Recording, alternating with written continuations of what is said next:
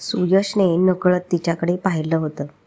Pink रंगाची printed net kurti आणि palazzo, त्यावर ओढणी एका बाजूने घेऊन ती कामात व्यस्त होती. लांब काळ्या केसांची वेणी कमरेभोवती होती. अंगात कुंकू आणि कानात सोन्याचे छोटे टॉप्स होते.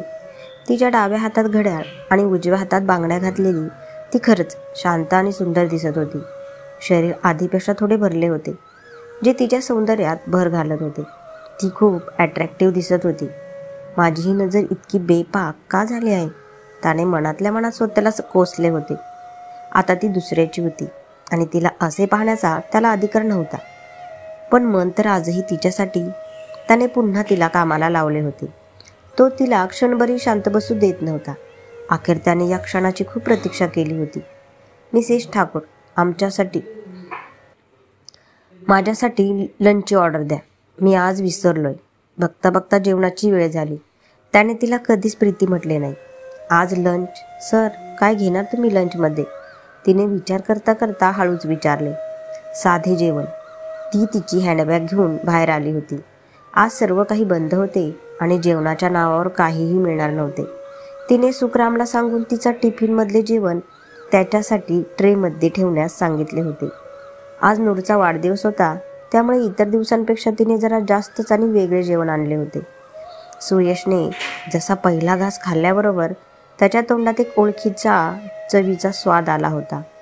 पनीरची भाजी, रोटी, डाळ, भात, खीर या सगळ्या गोष्टी त्याच्या आवडीच्या होत्या आणि ही चव तो आजपर्यंत विसरू शकला नव्हता.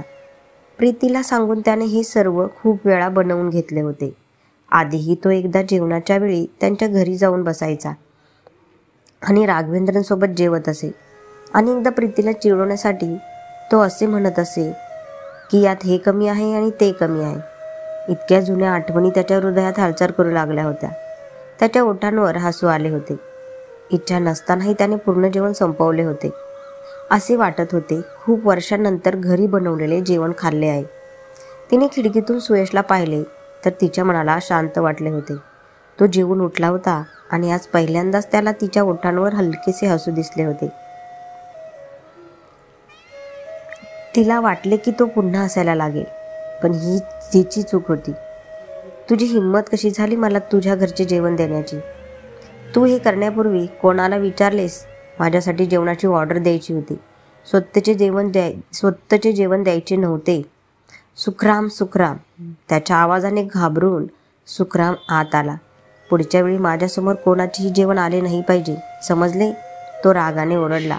हो सर, आज सगळं बंद होतं म्हणून मॅडमने सुखरामने बोलायचा प्रयत्न केला, पण त्याच्या थंड नजरेने थांबला होता. बिचारा सुखराम होकार देत त्याच्या जागेवर निघून गेला. प्रीतीचे डोळे ओले झाले होते. ती मान झुकवून उभी होती. त्याने ज्या प्रकारे कोणाचेही म्हणाले होते ते तिच्या हृदयावर बाणासारखे लागले होते. तिला पुन्हा एकदा तिच्या अस्तित्वाची तीव्र जाणीव झाली होती की आता ती त्याचे प्रेम नाही तर तिरस्काराच्या विषामध्ये विझलेला एक असा तीर होता जो तिच्या हृदयात घुसला होता. सॉरी सर, मी काळजी घेईन, एवढंच ती मुश्किलपणे बोलू शकली होती. जा आणि तुमचे काम करा, तो म्हणाला आणि आरामात त्याच्या खुर्चीवर बसला. आणि तिने सांगितलेलं काम करायला सुरुवात केली. तिने तिच्या ओल्या पापण्या चोळल्या आणि सुयश मोबाईलच्या साईडने तिच्याकडे बघत क्षणभर स्तब्ध झाला होता. त्याला हेच तर पाहिजे होतं की तिला त्रास व्हावा, तिला वेदना व्हाव्यात, वेदनेनं तिनं रडावं. मग त्याला ते पाहून आनंद का होत नाही? त्याचं प्रेम अजून जिवंत होतं का? पण पुढच्या क्षणी त्याला घटस्फोटाचे पेपर आणि तिने लिहिलेले पत्र आठवले, ज्यात तिने तिचे मंगळसूत्रही पाठवले होते. आणि त्याचे तोंड बंद झाले. आज तुला माझ्याबरोबर यायचे आहे तहसीलाची पाहणी करायला. संध्याकाळी उशीर होईल. तुझ्या नवऱ्याला कळव, तो तिला अगदी हळुवारपणे म्हणाला. होय सर. तिने वाद घातला नाही. निळ्या रंगाची प्रिंटेड साडी नेसून केसांचा बुचोडा बांधून ती खूप छान दिसत होती. त्याच्या स्ट्रिक्टली सांगण्यामुळे ती आता साडी नेसूनच यायची. हॅलो. हो, आज मला उशीर होईल यायला. नाही, मी स्वतः येईन. होय. तिने घरी फोन केला होता. दिवसभर ती त्याच्यासोबत इकडे तिकडे फिरत होती आणि सुदैवाने तो तिला बाहेर काहीच बोलत नाही. संध्याकाळ होत होती आणि ढगही आले होते. ती त्याच्याबरोबर परत येत असताना पावसाने जोर धरला होता. तिच्या चेहऱ्यावर परेशानी स्पष्ट दिसत होती. सुयशने बाकीच्या लोकांना आधीच घरी पाठवले होते. या क्षणी तिचा घाबरलेला चेहरा त्याला सुखावत होता. पाऊस इतका मुसळधार होता की रस्ता दिसत नव्हता आणि गावातील रस्त्यांवरून गाडी चालवणे शक्य नव्हते. त्यामुळे पक्का रस्ता संपण्यापूर्वीच त्याने गाडी एका बाजूला थांबवली. तर मिसेस ठाकूर, तुमच्या नवऱ्याला तुमची काळजी वाटत असेल, त्यांना सांगा की तुम्ही माझ्यासोबत गाडीत आहात आणि आपण इथे एकटेच आहोत. इथे जिथे दूर दूरपर्यंत कोणीच नाही, फक्त आपणच आहोत आणि एकटेपणा दूरवर पसरलेला आहे. त्याच्या बोलण्यात व्यंग होते. प्रीती काहीच बोलली नाही. ती बाहेर बघू लागली. तिचा चेहरा पडला होता. घरी लवकर पोहोचण्याचे टेन्शन तिच्या चेहऱ्यावर दिसत होते. तिचं गप्प राहणं, काहीच न बोलणं हे यशला चांगलं वाटत नव्हतं. त्याने गाडीतून खाली उतरून तिच्या बाजूचा दरवाजा उघडला आणि तिलाही खाली उतरण्याचा इशारा केला. पण तिने ना मध्ये मान हलवली. काय झालं? आता पाऊस तुला आवडत नाही का? अरे हो, तुझी पसंत खूप लवकर बदलते. काही हरकत नाही, आज माझी पसंत सई. त्याने तिला टोमणा मारत तिचा हात धरून तिला बाहेर काढले. ती काही क्षणातच भिजली होती. सुयशने सर्व बोलणे ती शांतपणे सहन करत होती, पण आता काहीतरी अनहोनी होण्याच्या भावनेने तिचे हृदय धडधडत होते. पावसात उभे राहून दोघीही भिजत होते. पावसाचे पाणी डोळ्यांसमोर पडदा करत होते. ती डोळे खाली करून उभी असताना सुयशची नजर प्रीतीवर पडली. साडी चांगलीच ओली होऊन चिकटली होती. तिला थंडीही जाणवत होती. काळा होणारा अंधार तिला अजूनच घाबरवत होता की सुयशने तिचे मनगट पकडून तिला स्वतःकडे खेचले. आणखी घाबरवत तोंडातून एक गुदमरलेला उसासा बाहेर पडला. सर, काय करताय? मला सोडा. हात मोकळा करण्याचा प्रयत्न करताना ती बोलली. का? तुला वाईट वाटते का? तुला वाईट वाटायला नाही पाहिजे. शेवटी एका माणसासोबत राहताना दुसऱ्यासोबत राहण्याची सवय आहे तुला. त्याचा द्वेष त्याच्या आवाजात दिसून येत होता. प्रीतीला त्याच्या डोळ्यात राग आणि द्वेषाच्या ज्वाळा जळताना दिसत होत्या, ज्यात त्याला सर्व काही जाळून राग करायचे होते. ती परत गाडीकडे जाऊ लागली. तिचा घसा कोरडा पडला होता. सुयशने हात पुढे करून तिचा पदर पकडला होता. सर, प्लीज प्लीज असं करू नका. प्लीज मला सोडा, प्लीज. तिने विनवणी केली. ती पदर धरून रडत होती. ट्राय, पुन्हा एकदा. यावेळी तू तक्रार करणार नाहीस. मी तुझे समाधान करीन. त्याने तिची एका झटक्यात साडी ओढली होती, जी पिन केलेली होती आणि फाटू नये म्हणून दोन्ही हातांनी तिने धरली होती. पण जेव्हा त्याने ती ओढली तेव्हा ती त्याच्या छातीला लागली होती. तिने आपले दोन्ही हात त्याच्या छातीवर ठेवून त्याला ढकलले आणि तिचा चेहरा दुसरीकडे वळवला. असहाय्यतेने डोळ्यातून अश्रू वाहू लागले. पण सुयशला तिची अजिबात दया आली नाही. तो सुडाच्या आगीत जळत होता. त्याने तिच्यावर स्वतःपेक्षा जास्त प्रेम केले होते आणि तिच्यावर स्वतःपेक्षा जास्त विश्वास ठेवला होता. परंतु तिच्या विश्वासघाताने त्याला उद्ध्वस्त केले होते. आज तिला अक्षरशः तिळतिळ मरताना बघायचं होतं. त्याने तिला घट्ट पकडून तिला त्याच्याकडे वळवले आणि तिच्यावर तो झुकला आणि तिच्या डोळ्यातून वाहणाऱ्या अश्रूंनी तो घोटला. त्याच्या हृदयात वेदना होत होत्या. आजही तिच्या वेदना आणि दुःख त्याला पाहवत नव्हते. का? तू असं का केलंस? तू असं का केलंस प्रीती? माझ्या प्रेमात काय कमी होती? तो ओरडला. तुला काय त्रास होता माझ्यासोबत? तुझं ते वाह्यात पत्र वाचूनही माझा त्यावर विश्वासच बसला नाही. पण आजीने सांगितल्यावर विश्वास ठेवण्याचं काहीच कारण उरलं नाही. तरीही प्रीती, मी तुला वेड्यासारखं फोन केले आणि तू फोनवर एवढंच सांगितलंस की तुला माझ्यापासून घटस्फोट हवाय. का प्रीती? मला सांग का? एक आरसा झाला मी या काचं उत्तर शोधतोय, पण मला माझी चूक कळतच नाहीये. त्याने तिचे दोन्ही हात पकडून तिला हलवले होते. त्याच्या क्रूरतेने प्रीतीला स्तब्ध केले होते. 4 वर्ष झाली होती, पण आजपर्यंत तो त्याच ठिकाणी अडकला होता. तिने त्याची सुटका केली होती, पण तो तर आज पण त्याच ठिकाणी तिथेच कैद होता. मी इच्छा असूनही तुझ्यावर कधीच प्रेम करू शकले नाही. तुझ्या आणि माझ्यातील वयाचा फरक मला अस्वस्थ करत होता. हे खरं आहे. मी तुझ्याबरोबर समाधानी नव्हते आणि मी माझ्यापेक्षा मोठ्या आणि शहाण्या माणसाला शोधत होते, जो मला सापडला आणि मी ती नजर न मिळवता बोलत होती.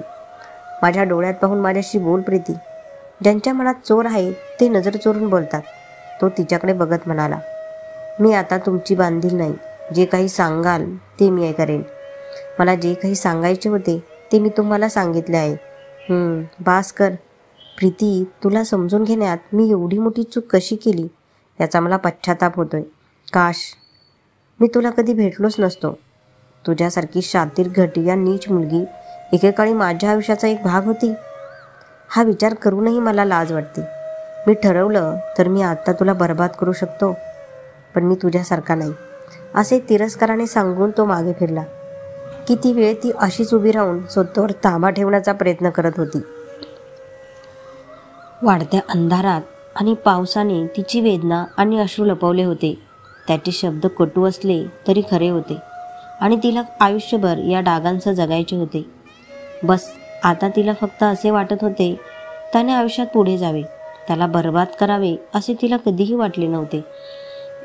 पावसाचा वेग कमी होण्याऐवजी वाढतच होता. आता ती त्याच्यासोबत गाडीत बसली होती. आज ड्रायव्हर सुट्टीवर होता, त्यामुळे तो स्वतः गाडी चालवत होता. प्रीतीला नेहमीच खूप थंडी वाजायची आणि यावेळी पावसात भिजल्यामुळे ती थरथरत होती. ती आपले दोन्ही हात स्वतःभोवती गुंडाळून थंडीपासून स्वतःला वाचवण्याचा प्रयत्न करत होती, पण तिची थरथर थांबत नव्हती. काही वेळ तो असाच तिच्याकडे बघत राहिला, पण तिची थंडी वाढू लागल्यावर त्याने गाडीचा स्पीड वाढवला. दूर दूरवर काहीही दिसत नव्हते. पुढे गेल्यावर एक घर दिसलं होतं. त्याने गाडी थांबवली आणि खाली उतरून त्या दिशेने निघाला. थोड्याच वेळात तो परत आला होता. चल, तो गेट उघडत म्हणाला. कुठे तिचा आवाजही थरथरत होता.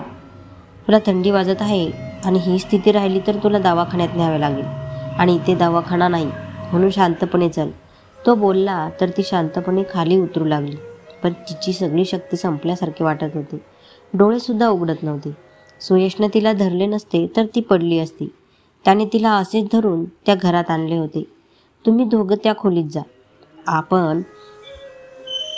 आम्ही एवढेच करू शकतो. प्रीतीला तो काय म्हणत होता हे नक्कीच ऐकू येत होतं, पण ती थकली होती. सुयशने तिला घराबाहेरील विटांच्या खोलीत नेले होते.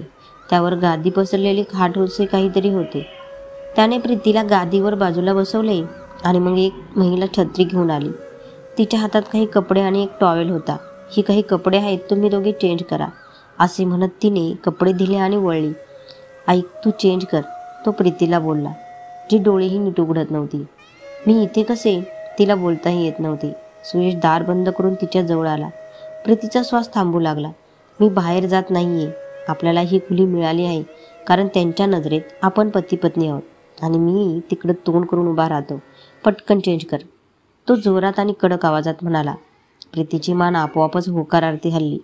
तिला नक्कीच विचित्र वाटत होते, पण तिच्या मनात तिला माहीत होते की ती त्याच्याबरोबर सुरक्षित आहे. तिने चेंज केले आणि गादीवर बसली. साधा सैल कुर्ता आणि ढिल्ला पायजमा. खोलीतील अंधार दूर करण्यासाठी सुयशने तिथे ठेवलेला छोटा दिवा लावला होता. सुयशने तिच्याकडे एक नजर टाकली आणि लग्नाची पहिली रात्र त्याच्या मनात ताजी झाली होती. जेव्हा तिने त्याचे सैल कपडे घातले होते त्यावेळी ती किती विचित्र दिसत होती. इच्छा नसतानाही त्याच्या ओठांवर हसू आले. त्याने शर्ट बदलण्यासाठी काढला आणि प्रीतीची नजर त्याच्यावर क्षणभर थांबली. आजही तो तसाच होता, लाखात एक. भूतकाळातील क्षण डोळ्यांसमोर तरळले. तिने पटकन दुसरीकडे पाहिले. प्रीती अजूनही थंडीने थरथरत होती. उबदार चादरही तिची थंडी थांबवण्यात अपयशी ठरत होती. तो तिच्या जवळ आला. तिचे ओठ निळे पडू लागले असल्याचे त्याने पाहिले. त्याने पुढे येऊन तिला आपल्या मिठीत घेतले. हे काय? आता गप्प बस. मी तुझा गैरफायदा घेणार नाही. माझ्यावर विश्वास ठेव. बोलता बोलता त्याने तिला आपल्या मिठीत लपवले. सर, मला माझ्या मर्यादा माहीत आहेत. तुला आता उभेची नितांत गरज आहे आणि इथे दुसरे काहीही नाही, म्हणून मी एवढेच करू शकतो, असे म्हणत त्याने तिला छातीशी घट्ट मिठी मारली आणि तिच्या पाठीवर हात घट्ट केला. त्याच्या छातीशी लागलेली ती जणू सुरक्षित आश्रयस्थानात होती. अवघ्या काही क्षणातच तिला ऊब मिळताच ती जगापासून गाफील झाली होती. त्याने तिला झोपवले होते आणि तो तिच्याजवळ झोपला आणि दोघांच्या अंगावर एक उबदार चादर घेतली. ती खूप निरागस दिसत होती. जणू त्याची अस्वस्थता संपली होती.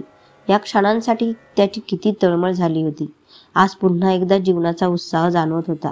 रात्रभर तो तिला त्याच्या मिठीत घेऊन पडून होता. या क्षणी तो फक्त तिला महसूस करत होता, बाकी काही नाही. सगळा द्वेष यावेळी कुठेतरी नाहीसा झाला असे वाटत होते. रात्र बरीच होऊन गेली होती. पण पाऊस अजून थांबला नव्हता.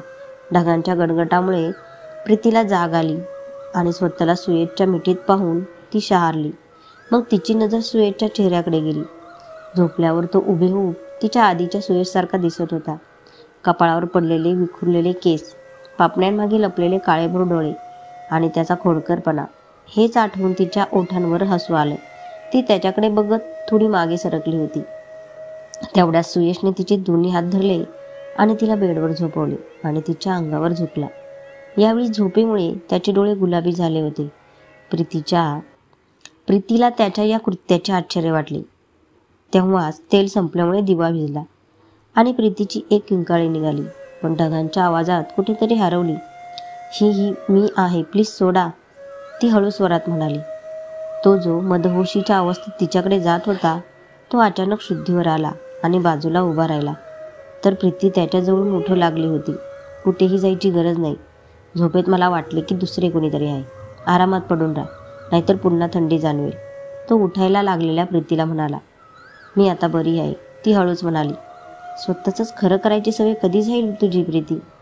मग नुकसान पण तुझंच होत असेल तरीही. त्याने तिला पकडण्यासाठी हात पुढे केला आणि तिच्या कुर्त्याची बाही त्याच्या हातात आली. प्रीती अचानक थांबली, नाहीतर कपडे फाटले असते.